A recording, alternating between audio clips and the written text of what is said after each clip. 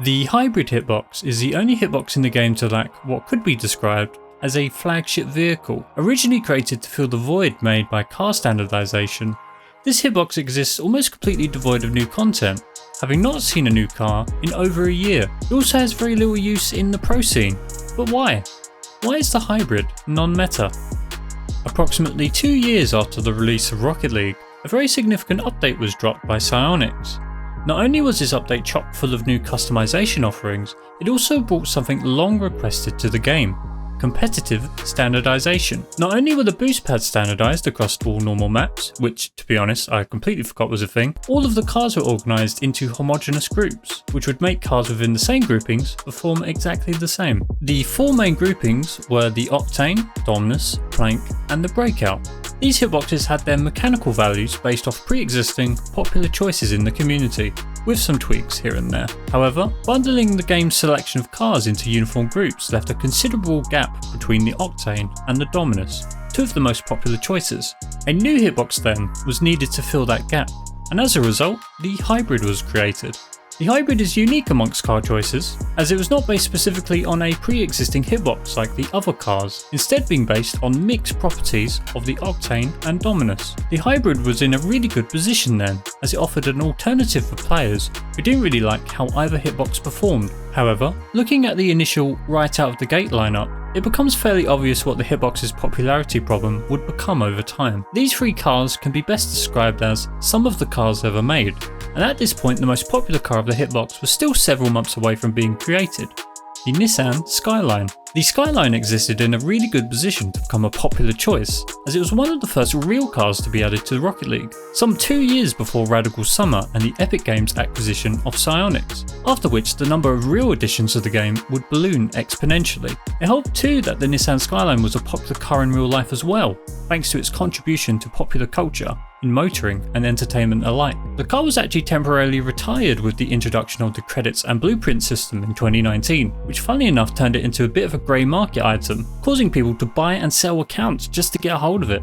However, the closest thing the hitbox has to a main car becoming almost impossible to acquire for almost 2 years definitely didn't help the hybrid maintain any significant level of popularity. It also didn't help that the hybrid was already lacking in the choice department, only getting a Rocket Pass car and a handful of crates and DLC cars, totaling only 12 possible choices. It stands to reason then that the hitbox simply lacked a solid foundation of choice for players to latch onto and develop their playstyle around. With the most popular choice being hard to get and the other options not particularly appealing, this left the hitbox with very little aesthetic appeal, which is a significant consideration when it comes to popular choice, even partially in the pro scene. Had players been given an Octane equivalent for the hybrid, whatever form that might have taken, it's very likely that the hitbox would have been more popular than it is currently. As we always do, it's still important to look at the mechanics of the hitbox, because as far as choices go, the hybrid is actually pretty good. Being the midway between the Dominus and the Octane, it shares very similar characteristics to both.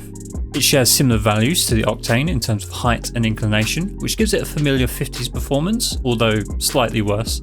It also shares similar values to the Dominus in terms of the length and width, which allows it to execute similar flicks and other mechanics to the same degree. It's also important to note its low speed handling, which even though being slightly less good than the Breakout, which we will cover next, its width and height advantage make it one of the best cars to use in a low speed, fast reaction environment, namely defense. This setup is what likely makes it quite a popular choice for intermediate players, as the generally slower gameplay of those ranks can cause the hitbox's advantages to come out. What do you get when you put all those pieces together?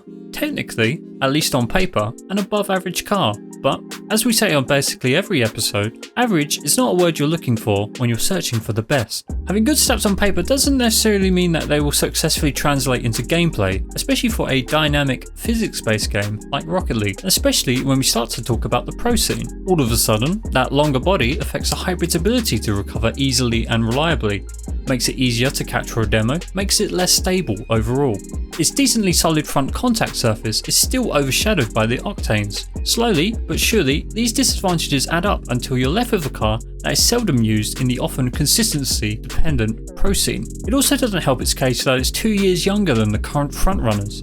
Add on to that the lack of availability for historically popular choices for most of its existence, means that as the pros continue to improve, the hybrid started behind and continued to get left further and further behind. As already mentioned, Rocket League is a dynamic and physics-based game, which gives players and pros alike the unique possibility of experimenting a bit to find something that works consistently for them. The game is partially tactile in nature, i.e. the way the car feels to play does actually matter, and can lead players to perform better with unique choices outside of societal norms. It does seem, however, that for the majority of the pro scene, they tend not to deviate away from the Octane much, if at all. The majority of pro players have been using the Octane for so long now that even a fairly mild switch such as this is not worth the risk or investment, when what they already have already does the most consistent job already.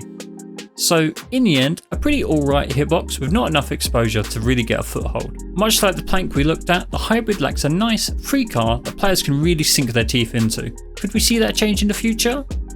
Maybe. Just because things have always been how they are, doesn't mean that they will always be how they are.